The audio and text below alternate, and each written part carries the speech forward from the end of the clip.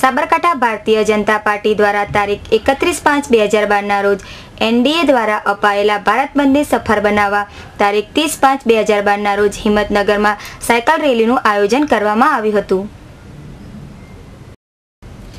તાજેતરમાં થયેલા પેટ્રોલના અસહ્ય ભાવ વધારાના વિરોધમાં એનડીએ દ્વારા અપાયેલા તારીખ 31/5/2012 ગુરુવારના રોજ ભારત બંધના એલાનને સફળ બનાવવા તારીખ 30/5/2012 રોજ જિલ્લા ભાજપ પ્રમુખ જેડી પટેલની અધ્યક્ષતામાં હિંમતનગરમાં એક રેલીનું આયોજન કરવામાં આવ્યું હતું.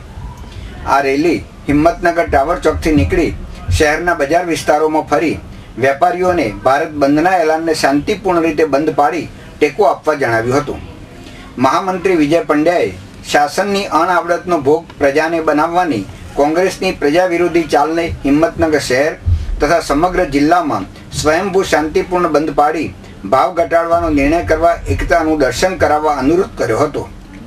આ રેલીમાં નગરપાલિકા પ્રમુખ પલ્લવીબેન ગાંધી, સંગઠન મંત્રી હિરેન ગોર, કાર્યાલય મંત્રી રાકેશ પટેલ, અનિરુદ્ધ સોરઠિયા, સવજીભાઈ ભાટી તથા અન્ય ભાજપ કાર્યકરો મોટી સંખ્યામાં ઉપસ્થિત રહ્યા હતા. હિંમતનગરના પ્રતિનિધિ સુરેશ થોરી સાથે રસિક સોની, સિટી ન્યૂઝ, હિંમતનગર.